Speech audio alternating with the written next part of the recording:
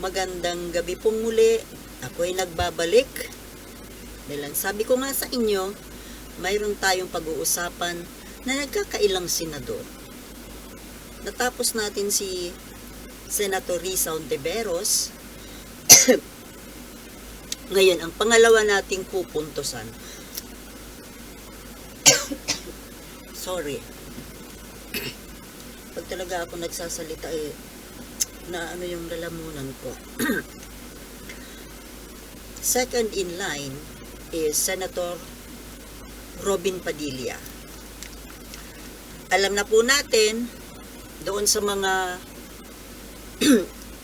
viewers at netizens na marurunong ay alam po kung anong mga kapalpakan at kabalbalan na pinaggagawa ni Robin Padilla dyan sa Senado. Pero iba naman po para doon sa mga tagahanga niya. Mga tagahanga na bumoto sa kanya.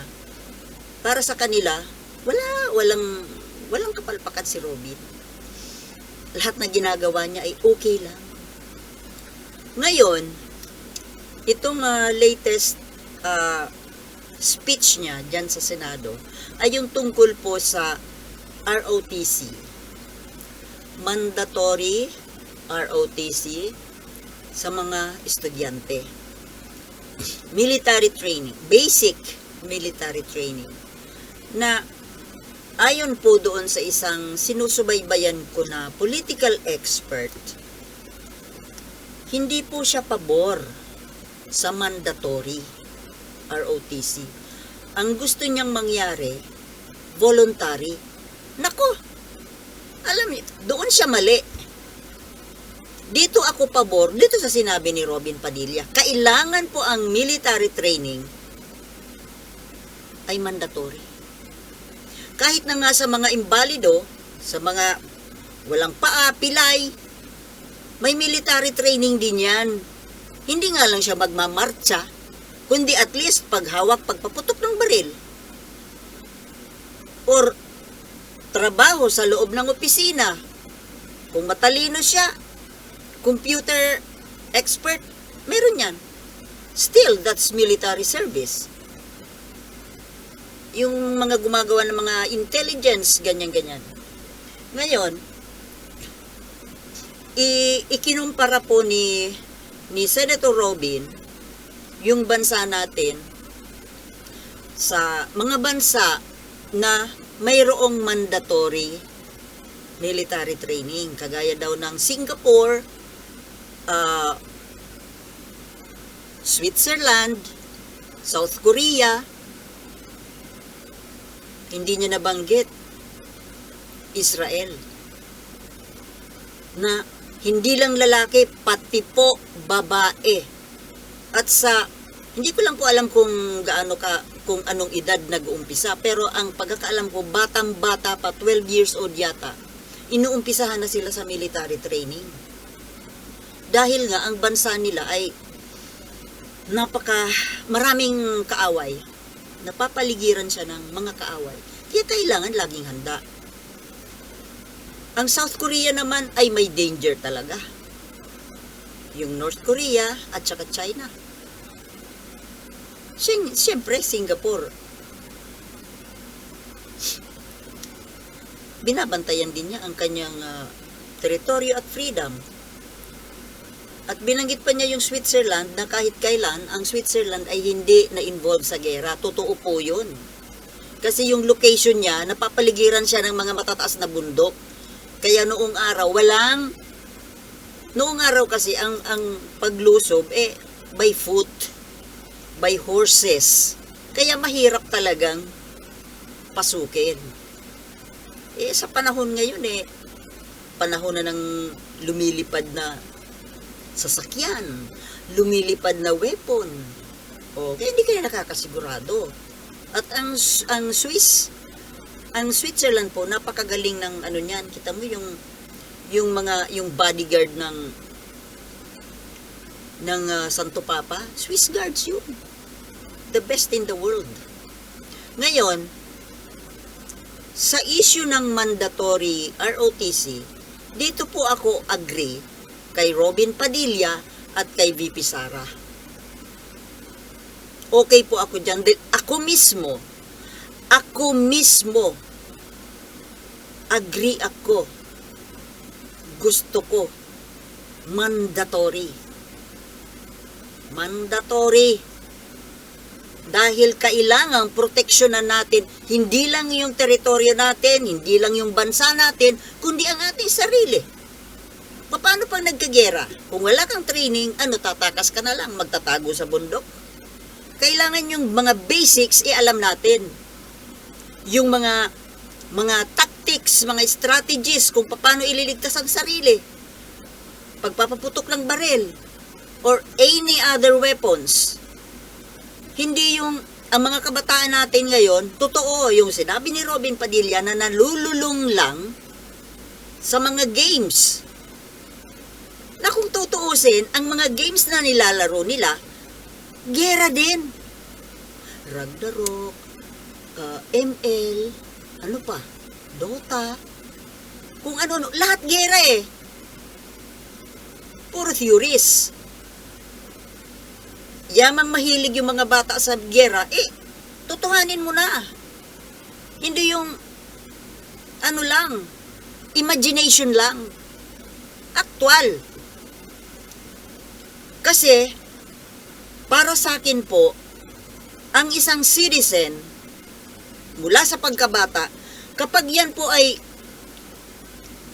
talagang bukal sa kalooban na nag-undergo ng military training, para sa akin yan po ay isang tanda ng pagiging makabayan. Dahil handa niyang isugal ang kanyang buhay sa pagtatanggol sa inang bayan na paboritong banggitin ni Robin Padilla. Kasi yung mga nagbabanggit ng ganyan, inang bayan, parang napakamakabayan. Pero hello, teka, pupunta tayo dyan. So, para po sa akin, opinion ko to kasi yung isang sinusubaybayan kong political expert, ayaw niya ng mandatory. Voluntary. Nako, kapag voluntary lang po yan, out of 10 youth, baka swerte na makakuha ng 2 na bukal sa kalooban ang pagsali. Hindi po pwede yun. Hindi pwede. Magbabae, maglalaki. At para sa akin po, hindi lang sa sitwasyon ngayon, hindi lang mga estudyante dapat ang mag-undergo ng military training. Hindi lang estudyante, pati yung mga out of school youth. Bakit? Mga estudyante lang ba? Yung mga nag-aral lang ba? Namatay yung camera ko.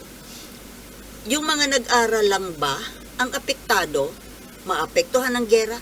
Lahat Lahat tayo.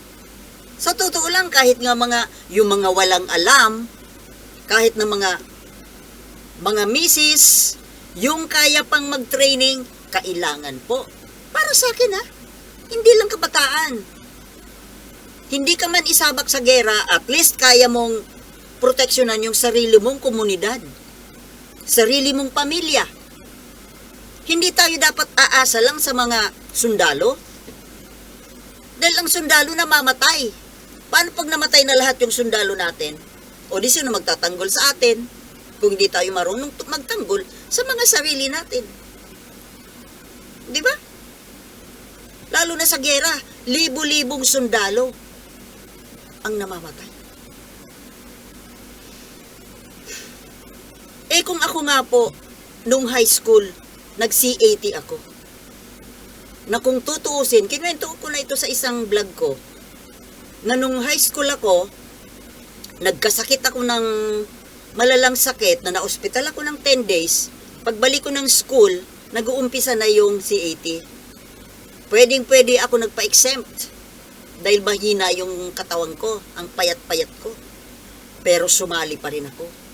Dahil gusto ko kasi natutuwa ako dun sa marcha-marcha, hawak baril. Maganda po mag-military training. Ewan ko ba yung ibang kabataan, bakit takot na takot? Ano kinakatakot? Yung parusa? Ano? Madalas ako maparusahan nun. Squat. Diyan yung baril, mabigat. Wooden baril, pero mabigat. Tapos naka-squat kang ganyan sa init ng araw. Bagong labas ako sa ospital. Kayang-kaya kong pwedeng-pwede ako, pasadong-pasado ako para magpa-exempt. Yung mga ka-eskwela ko, ang healthy, biglang nagkaroon ng mga sakit, nagpa-exempt, ayaw maarawan. Kasi yung pride na, hindi sila naging platoon leader, yung pride nila na sigaw-sigawan sila nung kahit na nasa lower section. Pride. Self-pride. At nung college ako, nag-ROTC ako. Kahit na education yung course ko, na yung NSTP, pwede ko sa tatlong pagpipilian mo community service, yung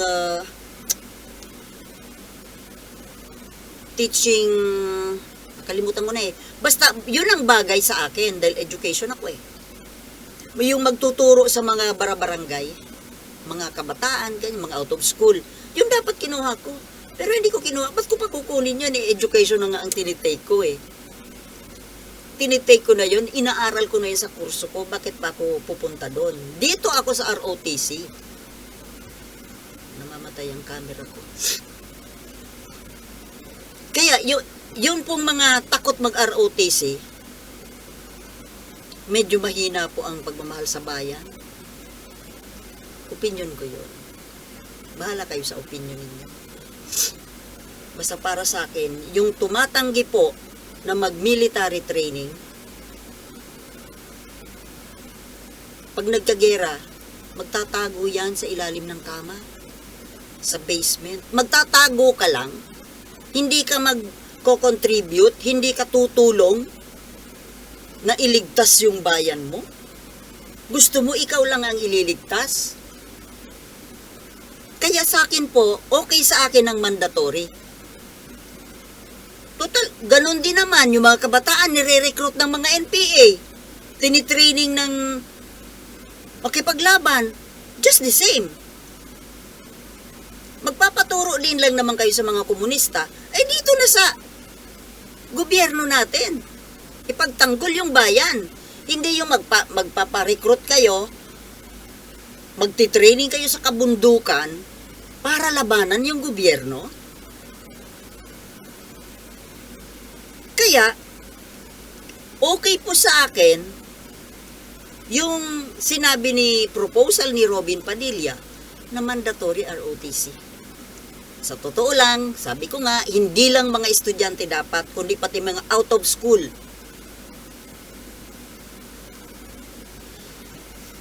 Diba? Tama hindi?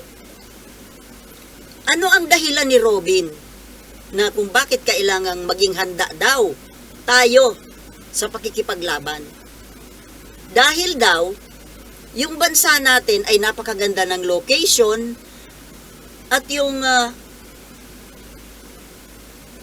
location at yung mga kayamanan natin. Kursunada tayo ng mga superpowers. Hindi na anya tayo nakapagpahinga sa giyera. Ilang malalakas na bansa anya ang nagsumakop sa atin sa ating history. Kaya kailangan natin anya maging handa para labanan ang mga gustong manakop. Ang mali lang doon, Robin, bakit hindi mo mabanggit? Very general yung sinabi mo Mga superpower na gustong manakop uli. Sino ba ang tinutukoy mo? Amerika? Na porke nandito na? Kasi ako alam ko na anti-ed kayo nila Duterte. Tinutukoy mo ba yung Amerika? Hindi tayo sinasakop ng Amerika. Tinutulungan tayo para hindi masakop. Yun lang ang inaabangan ko doon sa salita mo May paanak-anak ka pang tawag mo pang mga anak yung tawag mo. Okay naman yun. Inaabangan kong sabihin mo, Robin, na para maging handa, kailangan maging handa tayo para hindi tayo sakupin ng China. Bakit hindi mo mabanggit-banggit yon? Generic yung salita mo. Ano, nangingilag ka sa China? Nangingilag ka sa amo mong si Duterte?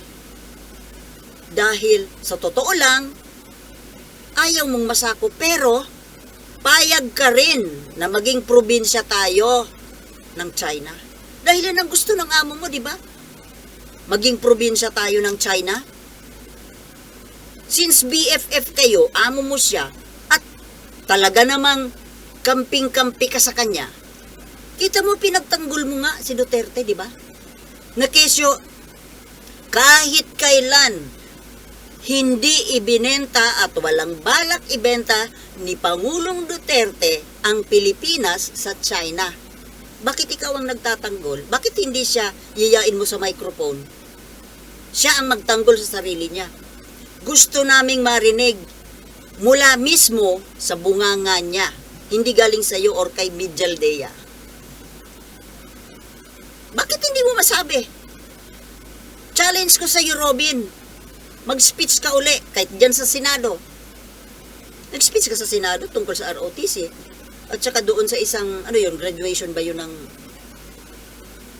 PMA ba yun? Tinawag mo mga anak. Mag-speech ka uli. Sabihin mo, kailangan nating maging handa mga anak para hindi tayo sakupin ng komunistang China. Magagawa mo yon? I challenge you. Pinagtanggol mo nga si Duterte sa mga, ikaw ba pinagtatanggol? Wala akong naririnig sa iyo ng mga pronouncement mo tungkol dyan sa panghaharas ng China. Pareho kayo ni BP Sara. Tikom ang bibig.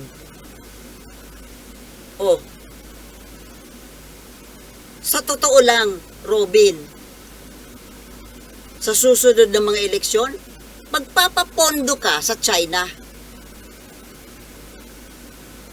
Tama hindi? Kasi kagrupo ka ni Duterte. Habol yung kwarta ng China. Dito tayo sa China, mapira dito eh. Talaga? Mapera pa nga ba talaga? Mapira? Umaagos daw ang pira ng China. Kaya dito tayo. Kasi wala ka nakukuha ang pera sa Amerika. So Robin, yan po ang challenge ko sa iyo. Gusto kong marinig muli yang pagpo-propose mo ng mandatory ROTC para hindi tayo masakop ng China. Kasi sa totoo lang, sa panahon ngayon, China lang ang nagbabalak na sakupin tayo. Hindi Amerika, hindi Japan.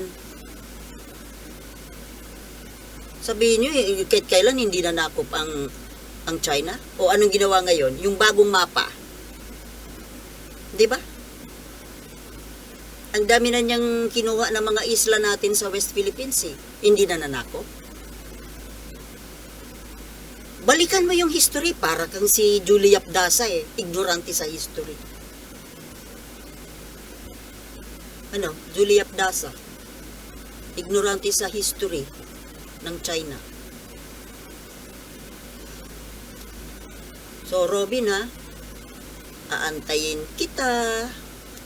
Hanggang dito na lamang po mga kababayan, at mayroon pa akong ibang senador na pupunain sa susunod. Thank you for watching and see you in my next vlog.